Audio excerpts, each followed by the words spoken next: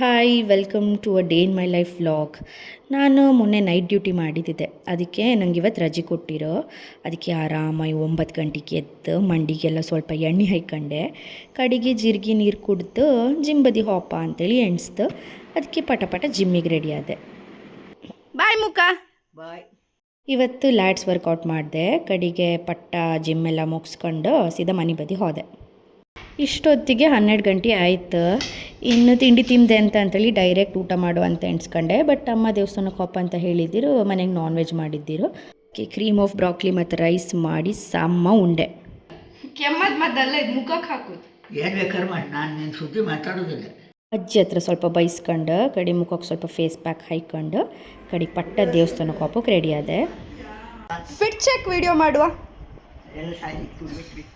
ಇನ್ನೊಂದು ರೌಂಡ್ ಅಜ್ಜಿ ಹತ್ರ ಬೈಸ್ಕೊಂಡು ಬಟ್ಟೆವೇನಕ ದೇವಸ್ಥಾನಕ್ಕೆ ಹೋದು. ಕಡೆಗೆ ದೇವಸ್ಥಾನ ಮುಗಿಸ್ಕೊಂಡು ಕಡೆಗೆ ಮಂದ್ರತಿ ದೇವಸ್ಥಾನಕ್ಕೂ ಹೋಯ್ತು. ನಂಗೆ ಬಂದು ವ್ಲಾಗ್ ಮಾಡೋಕೆ ನೆನಪು ಹೋಯ್ತು, ನಾ ಅಡುಗೆ ಮಾಡೋಕೆ ಶುರು ಮಾಡಿದೆ ಗಾಯ್ಸ್. ಕಡೆಗೆ ವಾಪಸ್ ಬಂದು ಚಿಕನ್ ಚಿಲ್ಲಿ ಮಾಡಿದೆ. ಚಿಕನ್ ಚಿಲ್ಲಿ ಮಾಡಿ ಅಮ್ಮ ಚಿಕನ್ ಸುಕ್ಕ ಮಾಡಿದ್ದಿರು. So rice, chicken chilli, chicken sukka ತಿಂದು ನಂದು ಊಟ ಮುಗೀತು, ನನ್ನ ಡೇಯೂ ಮುಗೀತು. Bye guys.